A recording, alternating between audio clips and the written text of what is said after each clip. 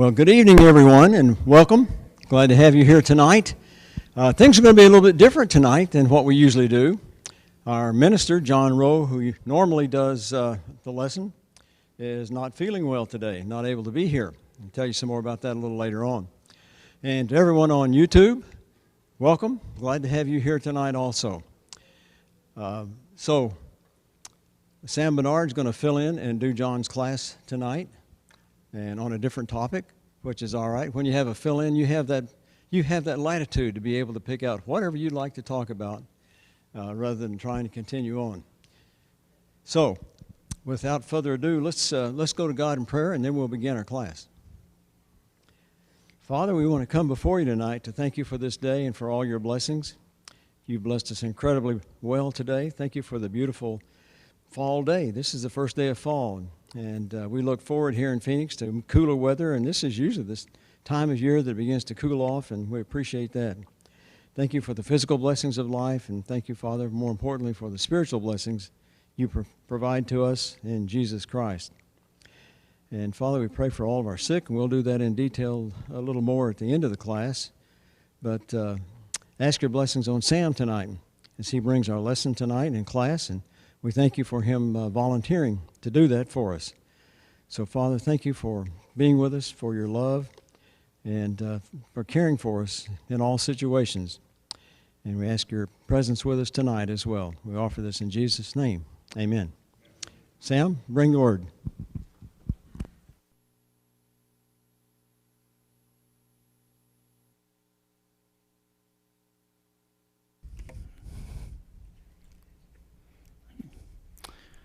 Okay, well, thanks for coming tonight. I'm going to be talking about proofs for the Bible tonight, or internal evidences that we find in the Bible. Does anyone know what that is, internal evidences? Anybody tell me? Yeah, Jim? It's things that are corroborated within itself. The Bible is a collection from about 40 different authors over a period of over 1,000 years, and they all agree, though they didn't know each other, didn't meet each other. Right, Jim said the Bible has been created by about 40 authors in actually over 1,500 years, and we don't see any problems with what is said. But what I want to talk about tonight is what's talked as evidences for the Bible, and there's a lot of evidences for the Bible. There's external evidences, there's internal evidences, there's evidences through reasoning. We like Romans 1:20 states, "For since the creation of the world, God's invisible qualities, his eternal power and divine nature have been clearly seen, being understood from what has been made, so that men are" what? Without excuse. That's right, without excuse, just by what is made. But we also have a lot of verses in the Bible that the author sticks his neck out and makes statements, precise statements about different areas. And we're going to focus on the internal evidences tonight. There's lots of internal evidences: medical facts, biological facts, physical science facts, oceanography facts, astronomical facts, and genetic facts. And we're going to try to deal with a little bit of each, mostly medical tonight. But to really get an idea of really the impact that these statements really are on us, or should be on us, I want to talk about the medical knowledge of Moses' day. You know, Moses was around 1,500 years BC. That's 3,500 years ago, roughly. And if we're going to talk about the knowledge of men at the day, we want to start with a book that the medical doctors in Egypt wrote just before Moses came on the scene. And it says in Acts 7:22 that Moses was schooled in all the wisdom of the Egyptians, basically all the knowledge they had. He was Pharaoh's daughter's son. So no doubt he had access or read this book. And this book was called the Paper Sabers, and it was written in 1552 BC is what they believe, the date on that. And this is the medical knowledge of the day in Egypt, where the Israelites were, Moses was. And let me read maybe 4 cures that they believed at the time to see how advanced they were. Well, the first cure, if a woman had wrinkles, she was to rub a toad on those wrinkles. That was what they believed. Medical doctors, okay? And Egypt was the most advanced nation of that day. And this is what they said about wrinkles. Another one, if a woman's hair was turning gray, she should wash it in the blood of a black cat and it would turn black. Well, we know today that's foolish. Susan's hair is not black, okay? Forget it. Anyway, the third one, if a man had a bald head, he should mix 6 fats, one of a hippopotamus, a crocodile, 4 more animal fats, with a donkey's tooth crushed in honey, and put this mixture on his head, and this was going to grow hair. Now, I don't know. I doubt this was proven because they never made it to the end, with collecting all the fats in the tooth, but this is what they believed. And my favorite, if an individual had a cut, they should take donkey manure and spread it in the cut. Now, this is what they believed. This is what Moses was schooled in, things like this, okay? But Moses doesn't make the same mistakes as the Egyptians did. The fact is, researchers found that they saw that the Egyptians could fix a broken bone, and they were shocked. They were shocked to learn, digging up these mummies and different, Egyptians of the time before and after. They were shocked that they could fix a broken bone because all the other things they did was the worst you could do, and it's not the best. But they just didn't know about medical things. But Moses doesn't make the same mistake. And I want to start with some of the medical practices he gave the children of Israel, obviously through God. And the first one is found in Leviticus 7:22. And Moses tells the Israelites not to eat any fat. Now this is pretty interesting because every nation, even today, eats fat. But the Jews were not to eat fat. And we know today it causes breast cancer, heart disease, and other related problems. How did Moses know to tell them not to eat fat? I mean, it sure hasn't been learned from trial and error, but he knew it was more healthy to abstain from eating fat. Another one is, according to Genesis 17:12, God told Abraham to circumcise all the newborns. And he told him to do it on the 8th day. And why the 8th day? Why not the 7th day? Why not the 9th day? Why not next month? Why the 8th day? And we've learned now why it was the 8th day. It's because the vitamin K is the most, let's see, what's a good word for that? It's the highest level in an infant's life is the 8th day. Entire life of an infant, the 8th day is the highest level of vitamin K, that's a clotting factor. And prothiobium also is the highest at the 8th day. And those two agents help the babies when it was cut, the foreskin cut off, it helped the blood to clot. Well, how did Moses know the 8th day was the best day to do this? There's just no way. You know when they learned that this was the best time, the 8th day? What do you think? When people with medical knowledge learned that the 8th day, well, they didn't even know about vitamin K until 1935. Okay, 1935, and I think it was, some of us were alive, probably in the 50s, I'm guessing, when they learned that that was the reason it was the 8th day. How did Moses know this? Well, the answer is there's no way he could have known it, because men just didn't know these things then. Let me go for another one here. Let's see if I can find one. In Leviticus 11, Moses tells or lists the animals that are clean and those that are unclean. And it just so happens that the clean animals are the ones that parasites and disease are easily cooked out of. The unclean animals are the ones it's the hardest to rid from cooking. But, you'd think trial and error would teach people, okay, these animals are more healthy than others, but no. The trial and error hasn't ever really worked in this area. Pork, for instance, is on the list of unclean animals. But pork was eaten all around the world except for Israel, if they were obedient. And people eat around the world today. We eat pork, but the difference is that pork goes through sophisticated cooking procedures before we get it in the store. There's like 10 to 15 diseases you can get from eating pork if it's not gone through these sophisticated cooking procedures.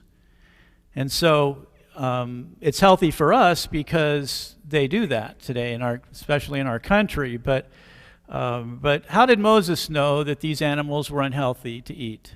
Those that were clean and unclean. Well, he didn't know on his own. A higher intelligence had to tell him. And what intelligence was that? Right. We know it was God. Also, it's interesting too, Leviticus 11:37, it says, if a carcass falls on any seed that are to be planted, they remain clean. This is real interesting. We think if a dead animal that could be diseased falls on anything, we want to throw it away, or we wouldn't want to keep it. But here we know that even if a diseased animal falls on a bunch of seeds, it's not going to affect the seed. It can be planted and it'll be fine. We know that. So the Bible sticks its neck out making statements about medical facts, and they're all correct. What we find is that what God told Moses to tell the Israelites is that was the best procedure or procedures to do for the situation of their day. It talks about, we're going to get to it, but washing and separating the sick. I mean, it's the Old Testament especially is full of what to do. In Leviticus 13, the whole chapter, it talks about skin diseases, infections in the skin, eczema, leprosy, all information. If we had medical doctors today go back there, that's what they would do. They would separate the sick. It also talks about if you're bald, it's not a sickness or a disease. So it separates, makes judgments about different conditions that, like the Egyptians, they thought there was something wrong. Well, we know today, you can be bald and okay. You're not as handsome as some of us with hair, but, you're okay. You're medically sound. Any questions or comments? I've talked a lot. Yeah, Brian?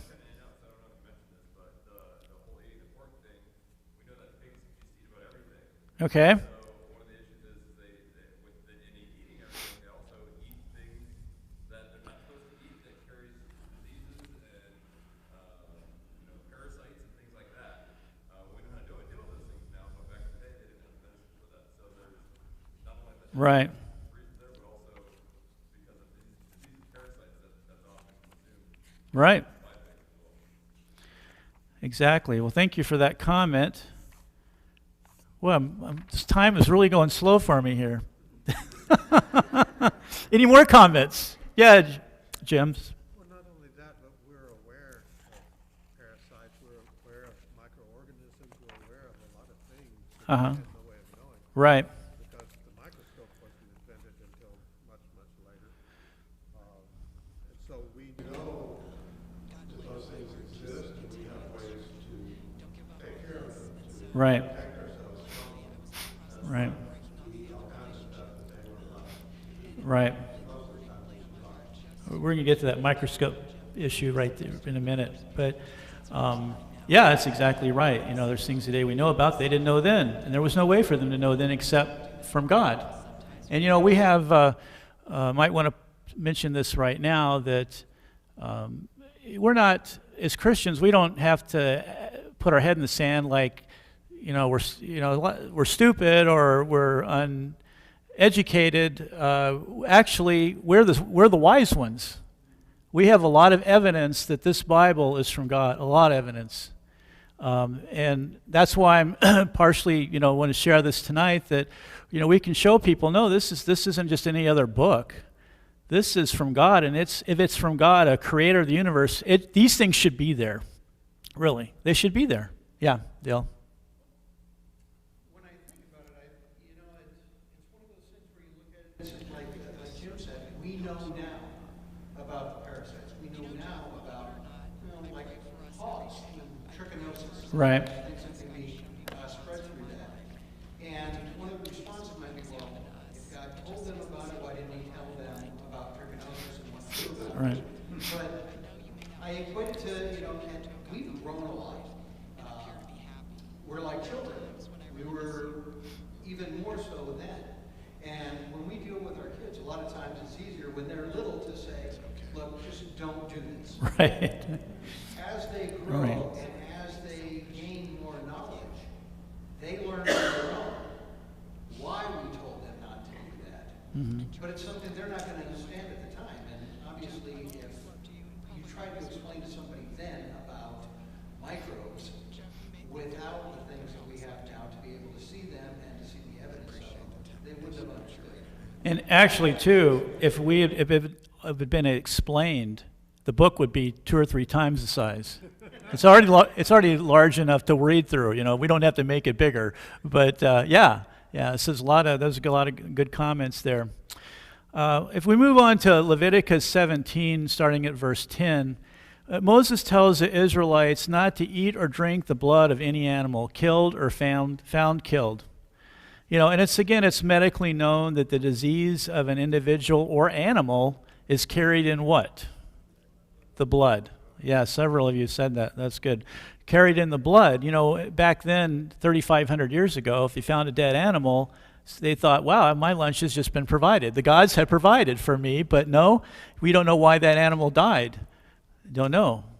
Maybe you could eat it sometimes and be okay, but God told the Israelites not to do that, and we know today that it's suicide to eat an animal found dead. You don't know why it died and how long it's been there, but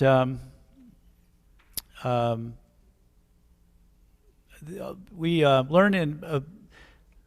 Excuse me. Does somebody have a comment? Okay. Okay. Now, has anyone in here known of anyone that drank the blood of animals? Okay. Yeah. Full of comments, Dale. Go ahead.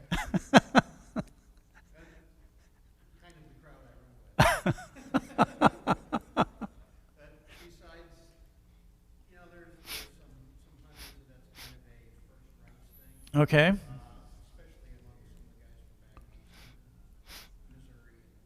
Right.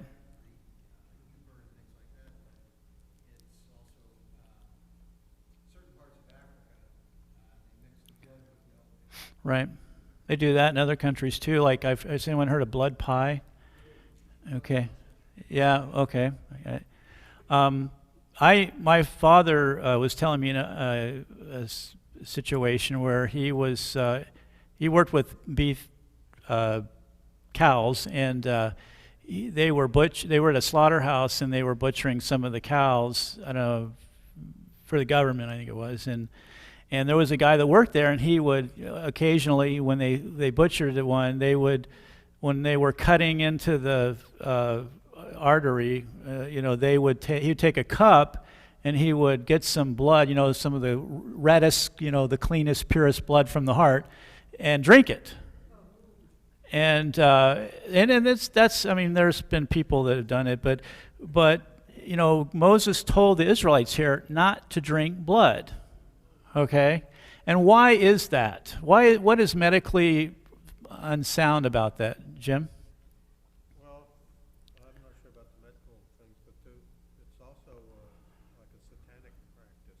Okay. And it's false religions who drink blood. Okay. One of the reasons he told them not to do it. Okay. But I don't know about the medical things. I haven't tried it, so I haven't found out. Yeah. You haven't tried it. Life, we're going to get to that, Rose. We're going to get to that. As late as the 1800s, when an individual, this is not about drinking it, but as late as the 1800s, when an individual got sick, a common practice, this nation and surrounding nations, was to cut somebody really deep and let as much blood drain out. And what was that referred to? Bloodletting, right, bloodletting. And if we remember, go ahead. They would also use leeches. Okay. But when it comes to the bloodletting part, this was a common practice for many, many years. Actually, it was started by the Egyptians, and we've seen it today, or in our country, somewhat recently, the barber poles, with the red and white stripes turning. You know what that was? Tell me what that represented? Exactly, Rose. The barber would bloodlet somebody in this country, okay, thinking that if they got as much blood out of the person, it was bad blood making them sick. And we know today that was the worst thing you could do. If you were sick, you wanted all your blood. Yeah, Jim. I think one of the presidents died because of that. George Washington, our first president, died because they bloodlet him. But Moses said the life was in the blood. Okay, and let's see. It's Leviticus 17, yeah. Also, when Cain killed Abel, God said his blood cries out to me from heaven. Right, that's true. The Bible is really adamant about it's there anyway, about the importance of our blood. Not to drink it, that the life is in the blood. Jesus' blood was shed, importance there for sure, okay? But the blood is solely different what God told Moses and the Israelites than what man since then has thought about it. I want to tell you what we've recently come to know about the blood. I'm going to list some things here about it. Our blood maintains the consistency of our bodies, homeostasis, that's that referred to. Our blood makes possible our adaptability to changing conditions. It allows us to endure wide variation of climate and atmospheric pressure. It allows us the capacity to alter our physical activity. We can run and then stop. It doesn't hurt our bodies because it's the blood that helps us adjust. It allows tolerance of changing diet and fluid intake. It helps us resist physical injury, chemical poison, and infectious agents. The blood is adapted for its role in transportation of many substances to and from organs and tissues. It supplies oxygen to all parts of the body. It transports nutrient substances to all parts of the body. It dissolves disposable cell products, including dead cells, carbon dioxide, foreign and other waste materials. It carries defense mechanisms that prevents and copes with infection, as we were mentioned earlier. It clots itself. Wow, our blood clots itself. What is it? So many things it does. It assures relative uniformity of temperature throughout the body. The warm blood moving from the center of our bodies to the outside, cooling on the surface. And if this didn't happen, we would die. Have to have this. And if blood flow ceased, we would die within minutes. And I've just mentioned a few of the things that the blood does. It's important to our survival. But this information became understood until 1900. And how did Moses know this? How important the blood was. He may not have known all the details, but he knew it was important. Dale? Well, God also told us that we shouldn't worship any other idols. And you think about some of the importance or significance that's been given to blood by some of the different tribes and things like that, too. A lot of the tribes that drink blood of an animal or the blood of an enemy or something, they did it for the reason that they thought that they were ingesting the spirit or the strength Okay. of the enemy or the animal. So just on a spiritual level, it would make sense that we would be told not to do it because it would be leading us in the wrong direction. Right. Very good. Numbers 19:11 tells Moses told the Israelites not to touch a dead person. We know now that we don't, a dead person, we don't know why they died. So it could have been a disease, So it's here we see again separating the sick from the healthy. Let's see what else we got. So those are some medical facts that really there's just no way Moses could have known at the time. Just no way he could have known these things. It just couldn't have guessed this too detailed information that shows that this was from God. This book we have called the Bible is from God. Those were medical facts. Now I'd like to talk about a biological fact. In Acts 17:26, it says, "From one man he made every nation of men, that they should inhabit the whole earth." Today we know that all men came from who? No, that's not true. Huh? Noah had sons, I guess you could say that. Adam, right? Right. Then Noah, right. But Noah came from Adam, actually. So we all came from Adam, right?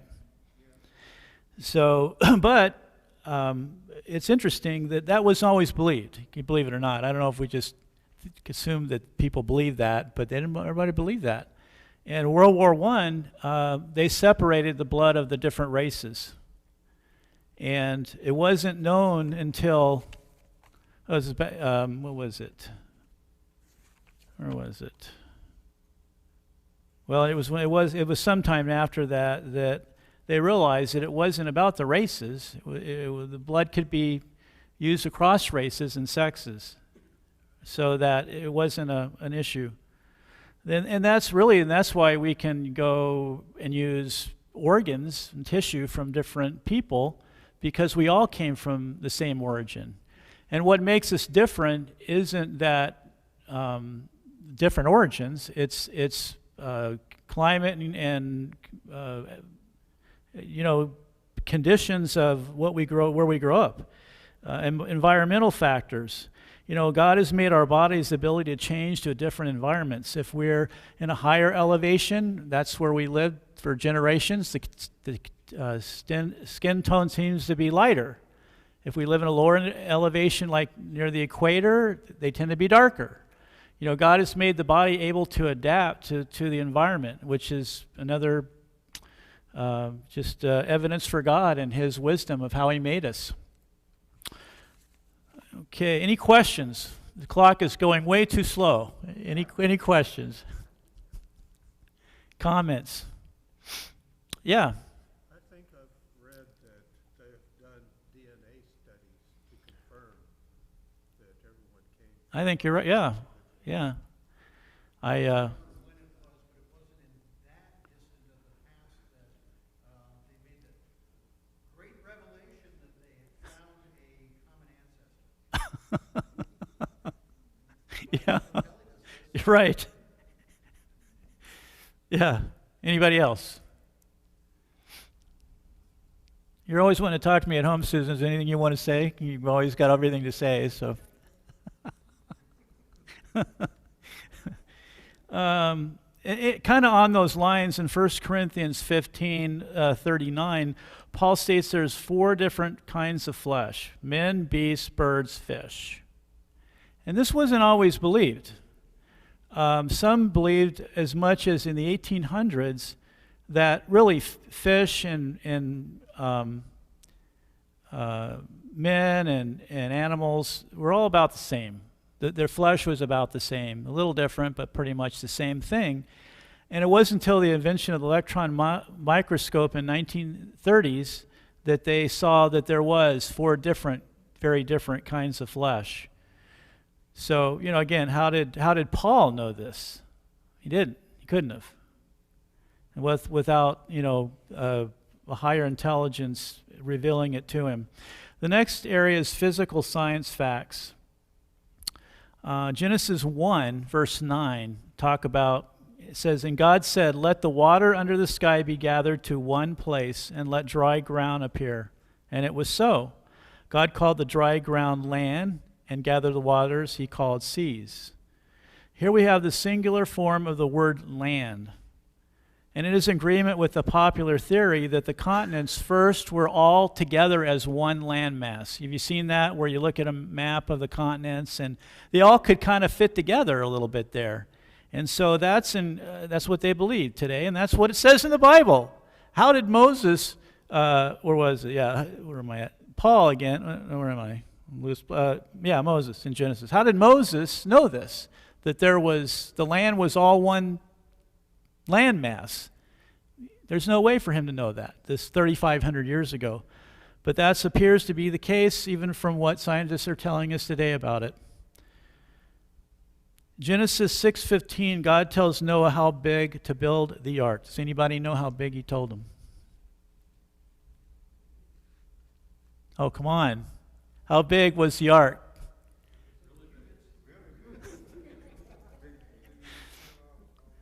Okay.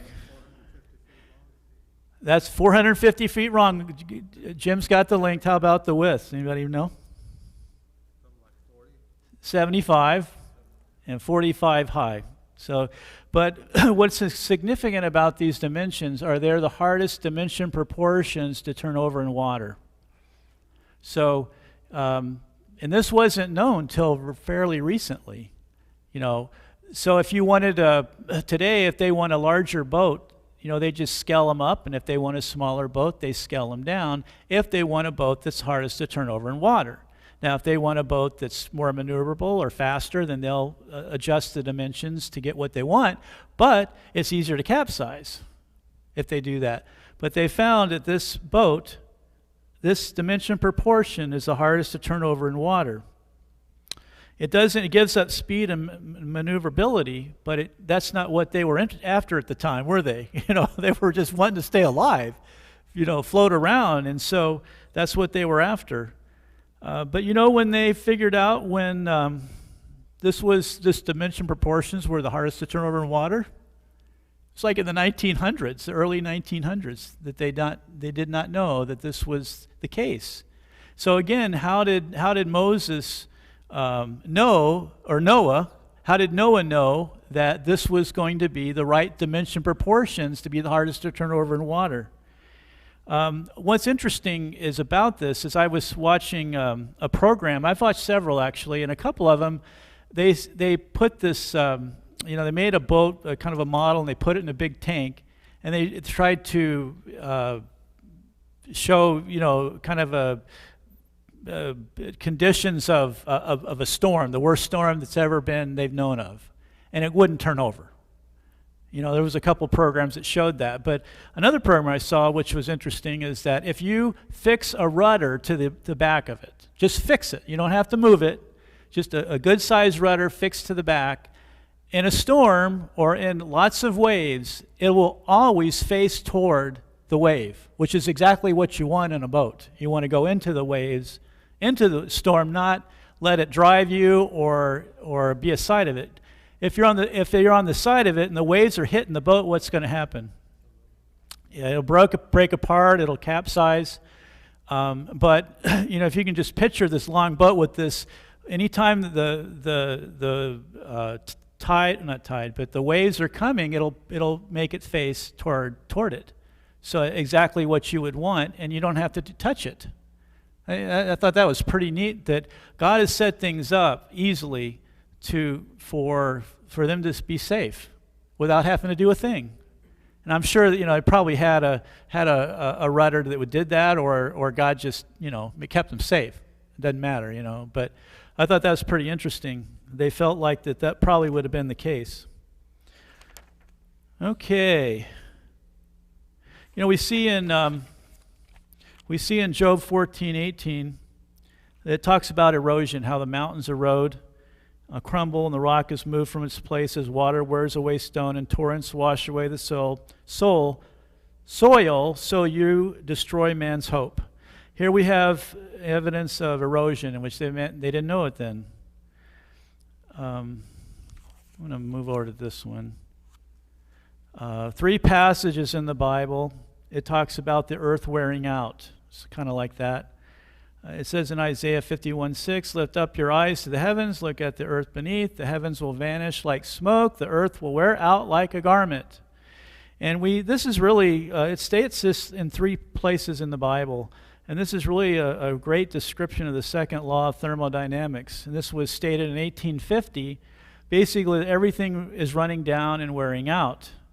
You know, evolutionists want to tell us, oh, everything's popping into existence, or it's changing, or it's evolving. You know, and that's just not how the world works. Scientific laws tell us it moves from order to disorder. My truck outside, parked out there, it doesn't look like it looked, 14, 15 years ago. It doesn't look the same.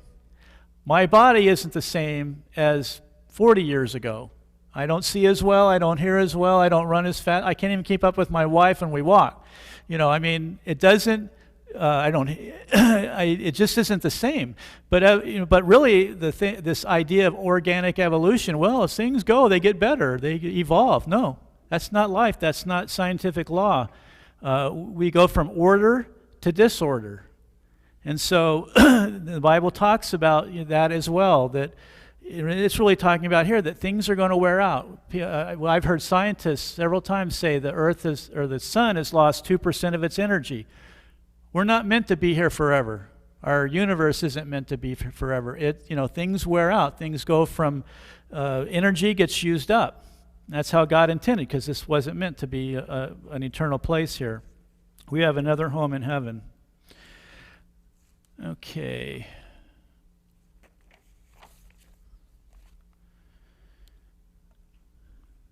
This is what I want to do. Those take too long.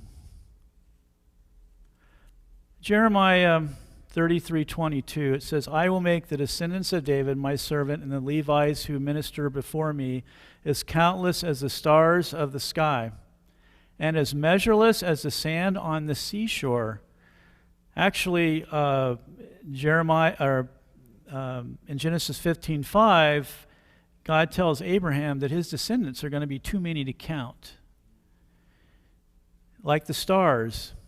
You know, when I look up in the sky, when I get away from the city and in the country area, and I look up in the stars, I see a lot of stars. I can count them.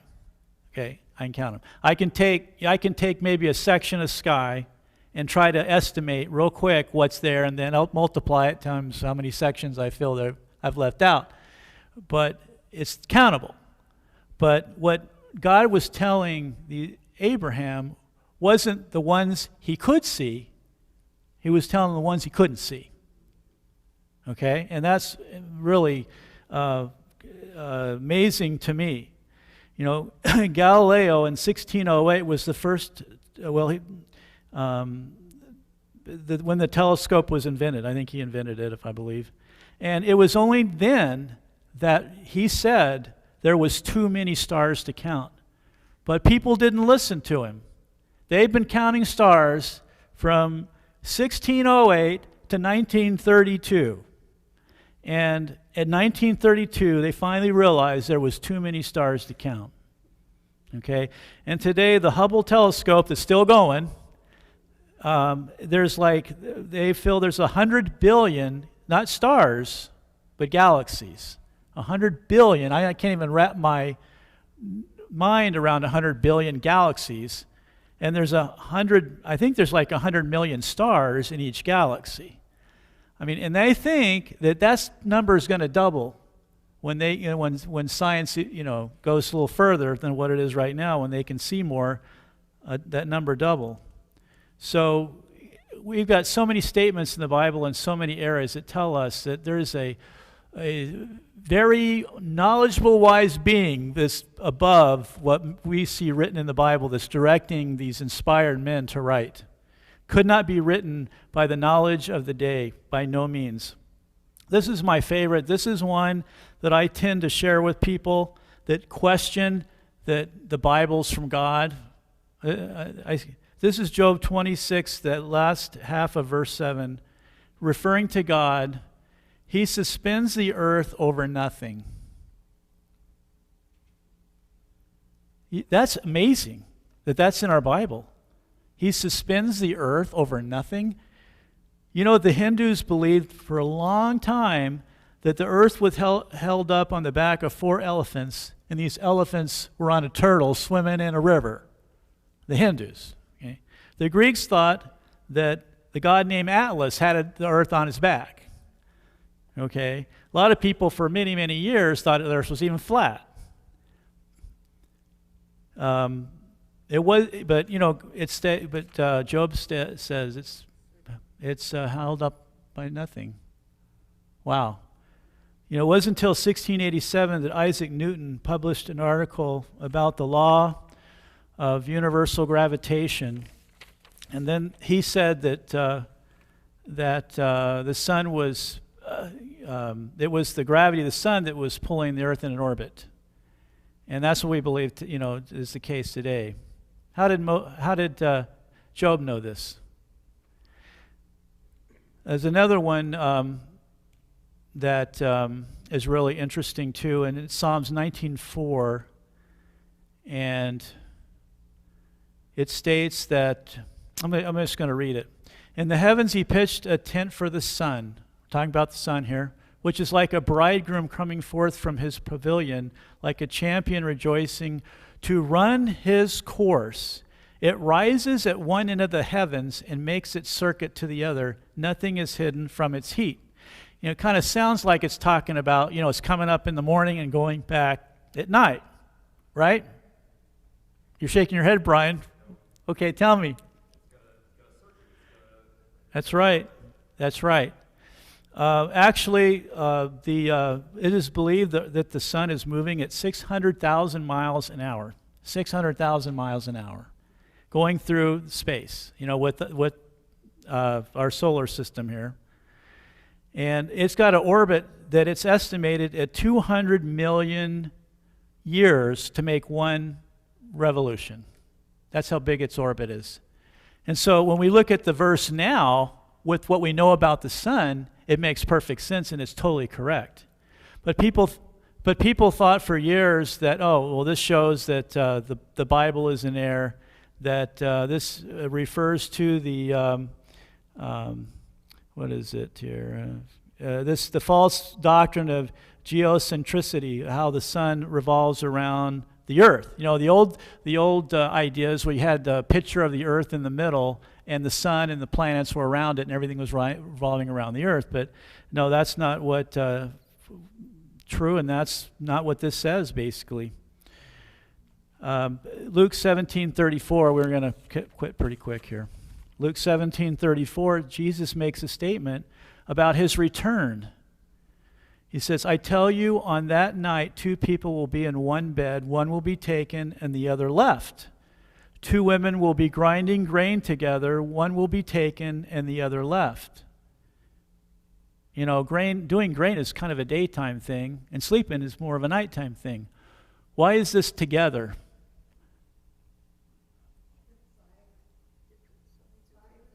Yeah, both. You know, if Jesus comes in an instant, there are going to be people sleeping and there's going to be people be awake. It's daytime. It'd have to be. If this, I mean, you know, if it's a universal coming for everybody on the face of the earth, and that shows us exactly that the case. But they didn't know that then. They didn't know. They didn't know it was when it was people were awake on one side, they were sleeping on the other. They didn't know that then. That's just become recently known, you know. So it just shows the accuracy of our Bible. Leviticus 18:6, Moses tells the Israelites not to marry a close relative. We know that. You know what happens when you do. You have abnormalities with the offspring. But people didn't learn this from trial and error. Even the Egyptians, they were marrying their relatives up till Jesus' time. So we can see that we have a book that's from a divine, all-knowing creator. And we can put our trust in it, and we can have confidence that it's true. And when God tells us to do something, you know, we know it's true. We know that he's all-knowing and all-wise, and we can put our faith in him. Thank you for listening to me. I had all your attention for the whole time. I appreciate it. If you have any questions, let me know. And thank you so much. Mhm.